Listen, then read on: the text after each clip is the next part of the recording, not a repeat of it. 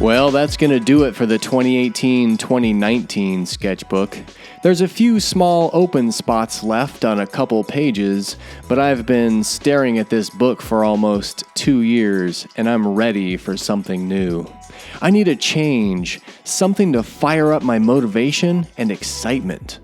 All right, everybody, settle down, settle down. Ladies and gentlemen, I'd like to take a moment to welcome you back to the Time Machine. I'm Harper, and today I'm starting a new sketchbook.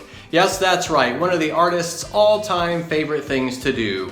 Why, you might ask? Well, I'm going to tell you, friend, because it's like a fresh start or a mini do-over. You could just take your old sketchbook and throw all that crap out the window and start on something new. And what's the very first thing you always do when you get a new sketchbook? You paint the cover.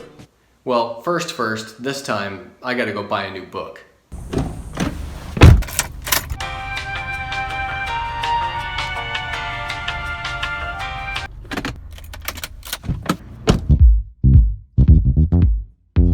Whoa, isn't this cool? It's like you're right here with me. How exciting.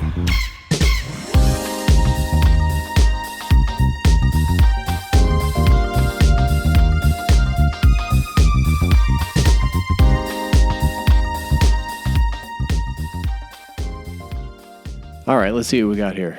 No. This one's all bendy. No. Hey, wait a second. No. Okay, what else? No. Hell no. Let's see where here it is. Strathmore 400 series. $24? What a ripoff. All right, out with the old, in with the new. Wait, hold on a second. Let's measure the before and after thickness first. Look how fat that old one is. Jam-packed with all those ideas, bad drawings, good drawings, journal entries, and experiences. 2 years of life locked in the pages of this sketchbook. Well, now I've got 192 new blank pages to fill. So here's the thumbnail for the 2020 cover design. This year's book is titled Deconstructing the Protagonist. Before I get started, I'm going to put this paper bag under the front cover to protect the pages from spillover, because it's about to get messy. This is the first time I've used Mod Podge. I've seen tons of people use it for crafts and scrapbooking, so what the hell, I gave it a shot. It's basically just watered down Elmer's glue, but it worked great for sticking the paper down. Starting a new sketchbook always feels like a fresh start or a new beginning, and I think part of that do-over feeling you get is in the name. I always title my sketchbooks, mostly because I like making up titles, but also because they can represent different eras in my life. The titles reflect what I'm feeling at the time and hopefully some of the art and writing inside. I think titling your sketchbooks is important because names have power and they stick in your head so you can remember them. Since it's a combination sketchbook/journal, I do a lot of thinking on the page about life and experiences, and I wanted the title to reflect that. This personal record of ideas and events, along with the drawings, is really an exercise in deconstruction in order to better understand myself and others.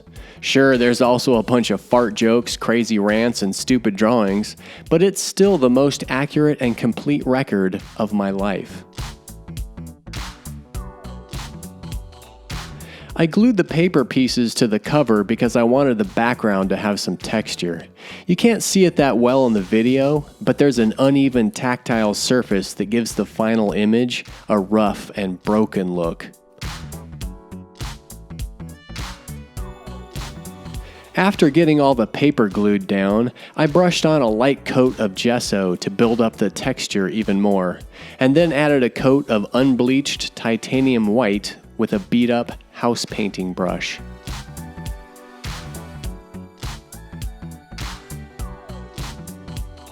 Next, I rolled on a layer of burnt umber with a hard brayer to get some darker values in the background. And then I knocked some of it back down with a layer of unbleached white, and the texture is really starting to pop now. I wanted to add one more layer of depth to the background, so I made some indiscriminate marks with a fat black crayon, a red pencil, and a white pencil. And then I gave it a final boost of texture by making scrapes and grooves in the surface with the edge of the scissors. Seems like half of this project was just getting the background ready for the image. After cleaning up the edges with an X-Acto knife, I think the background was finally done. It was actually pretty fun to do. I almost could have left it like this. Looks like some expensive abstract art piece hanging in a high-end gallery downtown. Hey, that gives me an idea. Nah, I gotta make more videos. Okay, time to trace the drawing onto the cover. Boring. I'm using a carbon paper transfer I got from the Farts and Crafts store. Except for the drawing, I'm just making this up as I go.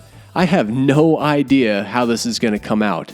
Sometimes it just feels good to go for it and not worry about how it's going to look in the end.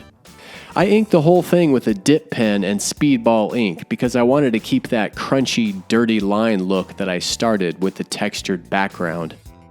I inked the box shapes first and then added a light wash of gesso to some of them to get some separation.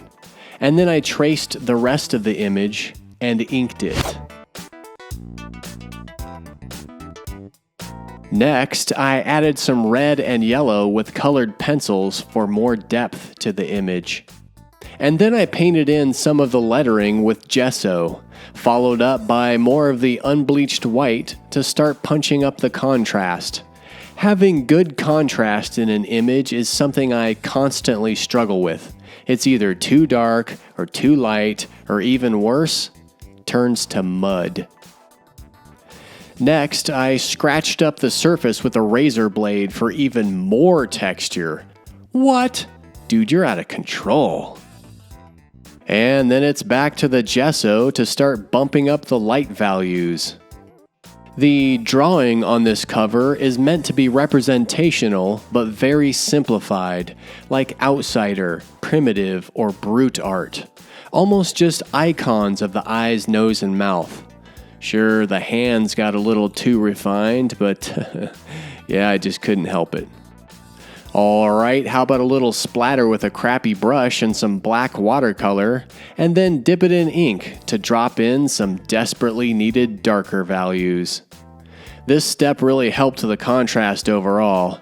I mean, I wouldn't say it saved the image, because it kind of still looks like a doo-doo butt, but it helped out a lot. But. We've got just enough time for one final pass on the lights to give it some extra pop and sparkle, and then I'm going to call it done. I mean, because I could noodle around on it for 5 more hours, but I don't think it's going to help. And there it is. My 2020 sketchbook cover is ready to go. I can hardly wait to crack this baby open and start filling it up with more ideas, drawings, fart jokes, and navel gazing. Hey, thanks for watching today. I really appreciate it. And if you thought this video was pretty sweet, give it a thumbs up. And if you want to be in the Cool Kids Club, please subscribe to my channel. And if you do subscribe, make sure you hit that notifications bell. And that way you'll never ever miss another sketchbook video. Where? Right here on the Time Machine. See ya.